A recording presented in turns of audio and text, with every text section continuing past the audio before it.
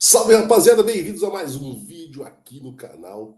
Esse dia foi louco, pós-vídeo aqui sem clubismo, tá? Sem clubismo, Flamengo e Corinthians empataram na Arena Corinthians, um jogo até movimentado, mas um jogo que acabou frustrando as expectativas, principalmente do Flamengo e para o Corinthians, um resultado que, pelo andar do jogo, né, a coisa parecia que estava se encaminhando para uma derrota. O Corinthians conseguiu um empate ali, acabou sendo até um bom resultado, relativamente bom resultado, principalmente depois dessa semana difícil que viveu o Corinthians, com a eliminação na Sul-Americana. Vamos falar desse jogo agora, mostrar os gols aqui, mas antes aquela velha moral, aquela moral de sempre que eu peço para vocês, ó, se inscrevam aqui no canal, tá bom?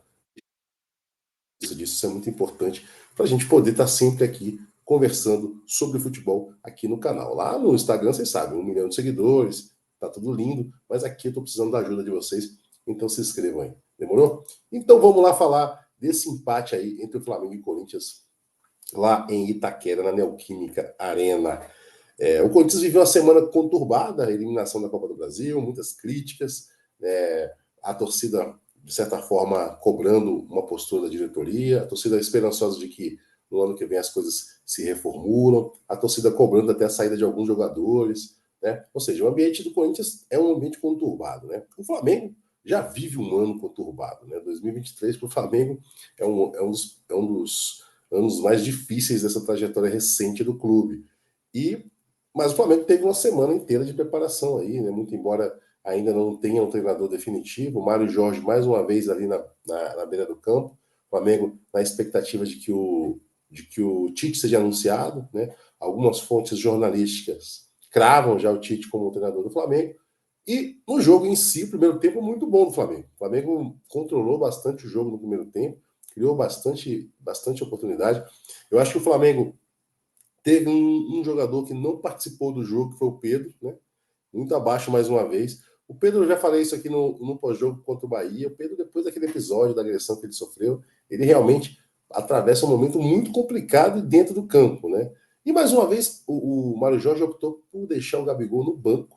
E o Gabigol, mas quando o Gabigol entrou no segundo tempo, eu já vou falar do segundo tempo, o Gabigol também não ofereceu tanta diferença assim. Foi melhor que o Pedro, eu achei, mas também não chegou a fazer a diferença. Teve algumas chances ali, finalizou para o gol, mas não conseguiu vencer o goleiro Cássio, coisa que é difícil, né?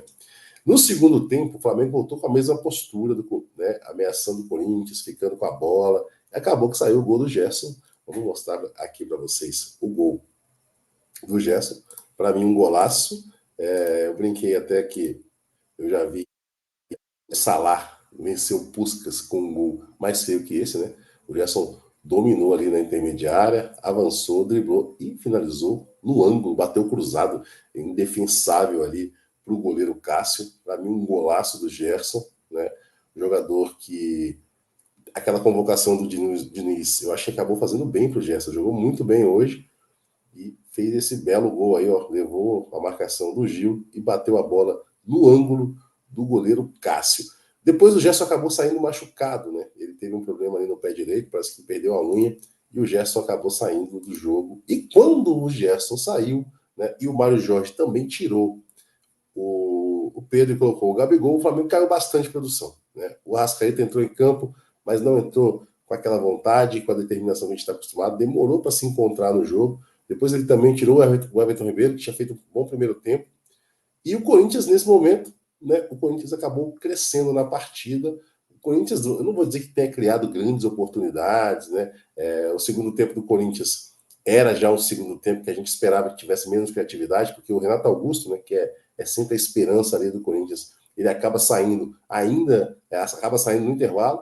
Entrou o Juliano não participou tanto do jogo, mas o Corinthians conseguiu, com o apoio do torcedor, fazer uma bafa ali, pressionar o Flamengo, né? No começo do jogo parecia que ia dar 20 mil, 15 mil torcedores. Mas a torcida do Corinthians acabou chegando em peso ali no final, deu 40 mil presentes na Neoquímica Arena. E esse torcedor fez a diferença mais uma vez, pressionou até que saiu o lance do pênalti.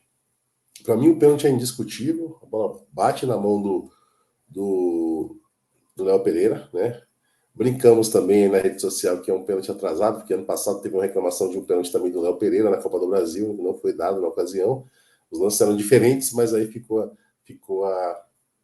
a referência a esse lance. Fábio Santos, né? O cara que essa semana falou que estava se aposentando, foi lá, bateu o pênalti muito bem, a bola na bochecha da rede. O Rossi, que é o goleiro famoso por pegar pênalti, não pegou. Eu acho que ele toca na bola, mas a bola muito bem batida. E o Corinthians conquistou o empate ali. Depois que o Corinthians empatou, o Flamengo ensaiou mais uma vez uma pressão, né? Eu esqueci de mostrar o gol aqui do Fábio Santos na cobrança. Vamos ver o gol do Fábio Santos na cobrança da penalidade máxima. Ó, a bola chutada pelo próprio Fábio, né? Pega na mão do Léo Pereira. Pênalti marcado, ó, indiscutível, né? O braço está bem aberto. Pênalti claríssimo.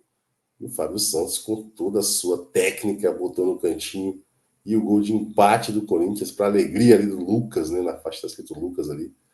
E o gol de empate do Corinthians, do Fábio Santos, o lateral calvo.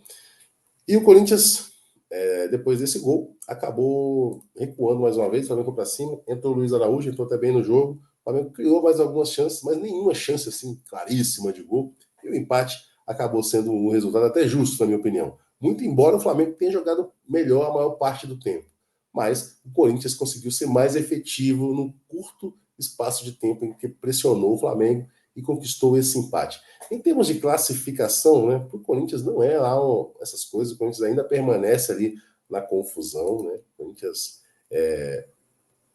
ainda com alguma dificuldade no campeonato, né? Não, o Corinthians não pode relaxar porque a diferença ali para os clubes que estão na zona de rebaixamento é pequena. Então, para o Corinthians, o resultado acaba sendo um resultado não muito ruim em termos de classificação. O Corinthians está com 31 pontos, para vocês terem ideia, e o Vasco ali, o Santos, que nesse momento é o primeiro na zona de rebaixamentos, tem 27 pontos, ou seja, o Corinthians está apenas 4 pontos da zona de rebaixamento. Né? Para o Flamengo, a situação não mudou. Amanhã ele pode ser até ultrapassado pelo Fluminense, caso o Fluminense vença o Botafogo para embolar tudo ali, né? Mas alcançou os mesmos 44 pontos de Palmeiras e Grêmio, fica um ponto atrás do Bragantino, que é o vice-líder, né? Todos esses aí com um jogo a menos. Amanhã a rodada se completa aí, com jogos difíceis para o Palmeiras e Santos, é um clássico, né? Um Grenal em Porto Alegre, outro clássico, e o Bragantino vai pegar o Atlético Paranaense fora de casa, jogos difíceis, e o Botafogo clássico também contra o Fluminense. Então a rodada da manhã promete, né? Pode até ter alguma alteração aqui entre esses times que estão brigando ali pelo título, né? Estão na corrida, na captura do Botafogo. Então é isso, 1-1 na Neoquímica Arena, Flamengo e Corinthians. Valeu pela moral aí de vocês mais uma vez. Se inscrevam no canal, deixem o like de vocês, não se esqueçam. E vamos por mais. Amanhã tem mais futebol, amanhã tem mais rodada do Campeonato Brasileiro e a gente volta aqui para falar como é que vai terminar essa rodada e essa classificação. Valeu, até o próximo vídeo.